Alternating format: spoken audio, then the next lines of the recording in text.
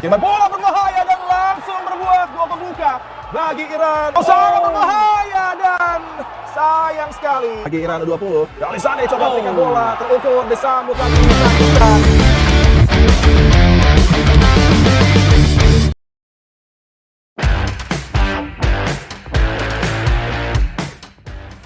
Perjuangan tak kenal lelah ditunjukkan timnas Indonesia U20 kala menelan kekalahan atas Iran U20 pada laga perdana grup C Piala Asia U20 2025.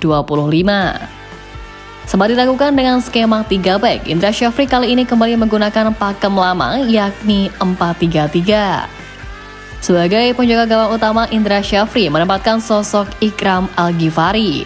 Ia ditemani 4 pemain belakang yaitu Alvarez Buffon, Kadek Arel, Muhammad Iqbal, dan Doni Tripamungkas. Kemudian di posisi tengah ada Ahmad Zidane, Welber Jardim, dan Tony Firmansyah mendapatkan kepercayaan untuk mengatur ritme pertandingan.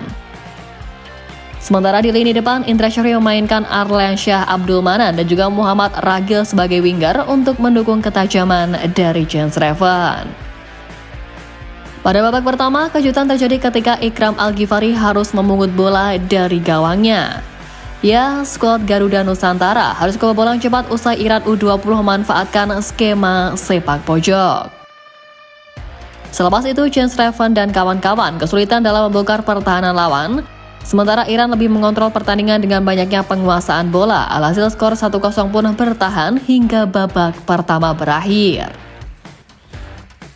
Di babak kedua, skuad Garuda Nusantara sejatinya tampil lebih impresif usai Marcel Amaola masuk menggantikan Arlansyah. Jens Reven hingga Marcel pun sempat mendapatkan peluang emas di depan gawang. Sayangnya keasyikan menyerang membuat lini belakang skuad Aswan Indra Syafri lengah. Iran pun berhasil mencetak 2 gol tambahan hingga laga berakhir dengan skor 3-0. Kekalahan atas Iran U20 sendiri membuat skuad Garuda Nusantara harus terpuruk di dasar klasemen grup C. Hal itu tak terlepas dari hasil laga Uzbekistan yang berhasil menundukkan Yaman U20 dengan skor 1-0. Pada laga selanjutnya, Jens Reven dan kawan-kawan akan menghadapi laga berat melawan juara bertahan Uzbekistan U20. Indra Syafri wajib mengevaluasi semua kesalahan pada laga yang terjadi di laga kontra Iran. Pelatih yang identik dengan kumis tebal tersebut wajib berkaca diri pada taktik yang ia terapkan. Pasalnya, skuad Garuda Nusantara telah mendapatkan pengalaman di Thailand Cup, TC di luar negeri, hingga menggelar uji coba.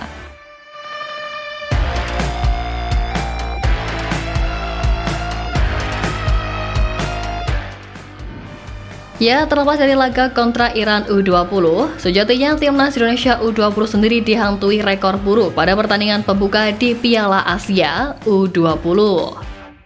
Meski melawan Iran jadi pertandingan yang tidak mudah untuk Indonesia, menilik sang lawan termasuk salah satu langganan Piala Asia U20. Namun dari 5 edisi terakhir tampil di ajang tersebut, Garuda Nusantara hanya menang 1 kali pada pertandingan pertama dan 3 kali kalah serta sekali imbang. Hal ini berbanding terbalik dengan Iran, yang mana pada Piala Asia U20 2023, Iran mencapai babak perempat final, lalu pada 2016 mereka menjadi semifinalis. Catatan apik Iran ini tentu berbeda dengan Indonesia yang memiliki rekor kurang bagus dalam pertandingan pertama Piala Asia U20. Ya, Indonesia jadi salah satu peserta Piala Asia U20 2023 di Uzbekistan lalu. Dalam pertandingan pertama melawan Irak, Indonesia yang dilatih oleh Sintayong kala itu kalah 0-2 dari Irak. Kekalahan juga dirasakan oleh Garuda Nusantara ketika mengawali Piala Asia U20 2014 di Myanmar. Saat itu Indonesia dilumat oleh Uzbekistan dengan skor 1-3. Begitu pula pada Piala Asia U20 2004, Indonesia juga kalah 0-1 dari Qatar. Dari 5 edisi Piala Asia U20 terakhir, satu-satunya kemenangan yang diraih timnas Indonesia, yakni ketika menang 3-1 atas Taiwan di Stadion GBK.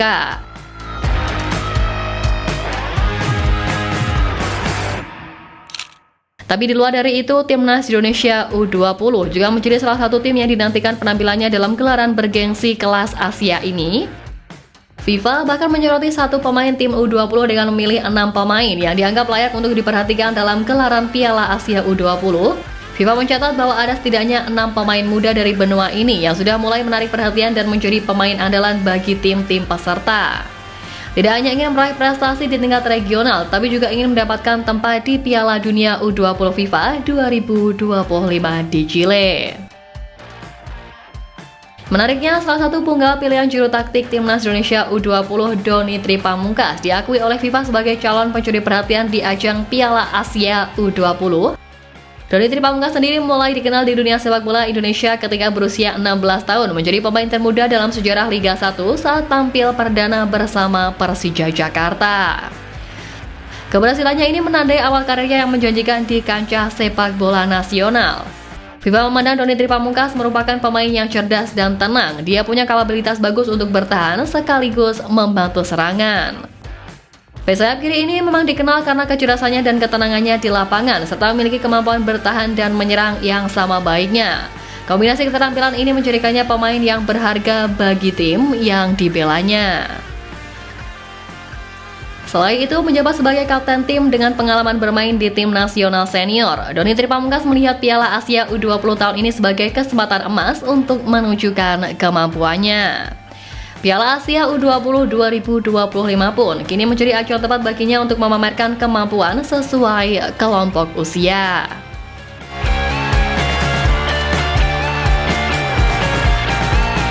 Ya, setelah kemarin Jazz Raven disorot AFC, Doni Tripamungkas disorot oleh FIFA.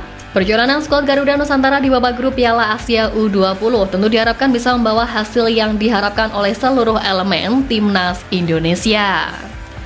Seperti yang kita tahu juga, kalau sejatinya PSSI telah merampungkan proses naturalisasi dari tim Gaipers dan Daemak untuk diturunkan di gelaran Piala Asia U20. Namun, wasit sudah menyelesaikan sumpah setianya untuk menjadi warga negara Indonesia dan juga proses pemindahan warga negara. Akan tetapi dalam sebuah prosesnya ternyata tak tepat waktu, yang mana nama mereka tidak dapat didaftarkan oleh PSSI untuk ajang tersebut. Nah, tak dibawanya kedua pemain itu menjadikan skuad Garuda Nusantara kekurangan kekuatan, sebab baik tim Gaipers maupun Daemak merupakan pemain baik di klubnya masing-masing. Tapi meski demikian, Ahmed Zaki Iskandar selaku manajer Timnas U20 telah mengatakan bahwa tim Merah Putih sudah mempersiapkan dengan sebaik-baiknya meskipun tanpa kedua pemain naturalisasi tersebut. Daemak yang kini membela top os di kasta kedua Liga Belanda juga telah berjanji ingin membuat sejarah bersama Timnas Indonesia. Namanya memang tak menutup kemungkinan bisa memperkuat Timnas senior Indonesia sebab penampilannya yang cukup konsisten di Liga Belanda. Sebelumnya pun diketahui Daemak menculik junior back Timnas Indonesia Kelvin Verdong di NEC Nijmegen. Dayan memperkuat tim U21 NEC dan mencatatkan menit bermain yang sangat cukup.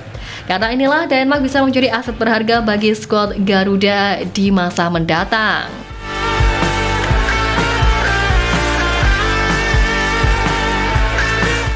Nah, kemudian usai membahas berbagai kekuatan para punggawa muda Garuda, kembali ke ajang Piala Asia U20, tepatnya di laga pembuka grup A yang pertemukan Australia melawan Kirgistan dan Cina yang menjamu Qatar. Pada laga perdana, Australia mempermalukan Kirgistan dengan kemenangan telak 5-1 di Stadion Bawan Sports Center. Sementara itu, tim tuan rumah Cina mendapatkan kemenangan perdananya dengan skor akhir 2-1 atas Qatar di Stadion Shenzhen Youth Football Training Base Center, Shenzhen, Cina. Atas hasil ini, Australia berada di puncak klasemen grup A dengan raihan 3 poin dan unggul dari Cina atas jumlah gol. Sementara itu, untuk kubu Timnas Indonesia, setelah laga ini Garuda Nusantara sendiri akan menghadapi Uzbekistan di Stadion Shenzhen, Cina.